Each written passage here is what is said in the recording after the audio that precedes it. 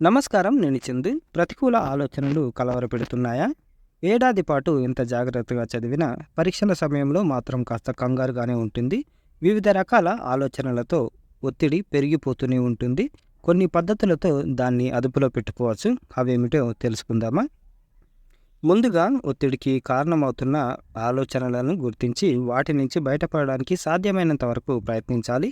సాధారణంగా ప్రతికూల ఆలోచనలే ఎక్కువగా ఒత్తిడికి గురి చేస్తుంటాయి. ఉదాహరణకు, బాగా ముఖ్యం అనుకొని చదివిన వాటిని పరీక్షలో అడగరేమో, సమయం సరిపోతుందో లేదా, ప్రశ్నను తప్పుగా అర్థం చేసుకొని వేరే సమాధానం రాస్తానేమో, చేతిరాత అంత బాగోదు, పేపర్లు దిద్దేవారికి అర్థం కాకపోతే ఎక్కువ మార్కులు రావేమో, ఇలా ప్రతికూల ఆలోచనలు వస్తూనే ఉంటాయి. ఇవన్నీ ఒత్తిడిని పెంచుతూనే ఉంటాయి.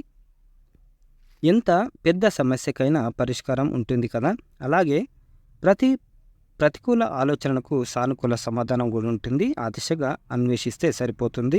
ఈ ఆలోచనలేవి ఇబ్బంది పెట్టవు. కొన్నిటికి మీకు సమాధానం తట్టలేదనుకోండి, సీనియర్లు, అధ్యాపకులు లేదా కుటుంబ సభ్యుల సలహాలు, సూచనలు కూడా తీసుకోవచ్చు. వాటిలో ఆచరణయోగ్యంగా ఉన్నవి అమలు చేయొచ్చు కూడా. సమయాన్ని సద్వినియోగం చేసుకోవడం ద్వారా ఒత్తిడిని చాలా వరకు నియంత్రించవచ్చు. పరీక్షల ముందు కూడా కొత్త చాప్టర్లను చదివేసి వాటి మీద పట్టు సాధించాలని నియమం పెట్టుకుంటారు కొందరు. ఇలాంటప్పుడు అందుబాటులో ఉన్న సమయం తక్కువగా ఉండడంతో ఒత్తిడి విపరీతంగా పెరిగిపోతుంది తప్ప తగ్గదు. ప్రతి పనిని గడువు తేదీలోగా పూర్తి చేయడానికి ప్రయత్నించాలి. పరీక్షలు జరుగుతున్నప్పుడు అందుబాటులో ఉండే సమయము చాలా తక్కువగా ఉంటుంది కాబట్టి సబ్జెక్టుల వారీగా పునశ్చరణ చేయాల్సిన అంశాలకు టైం టేబుల్ వేసుకొని అమలు చేయాలి.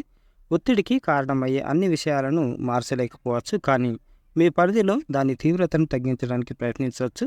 పరీక్షల సమయంలో ప్రతి చిన్న విషయము సవాలుగానే కనిపిస్తుంది, కానీ దాన్ని ఒక అవకాశంగా మలుచుకునే శక్తి మీకే ఉంటుంది.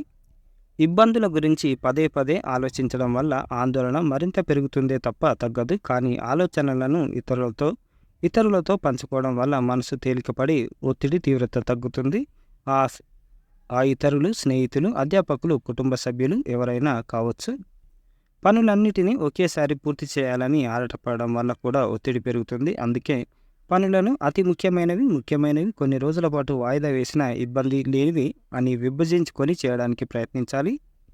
ఎగ్జామ్ టైంలో కొంతసేపైనా వ్యాయామాలు, ధ్యానం చేయడానికి ప్రయత్నించాలి. వీటితో శారీరకంగా చురుగ్గా, మానసికంగా ప్రశాంతంగా ఉండగలుగుతారు.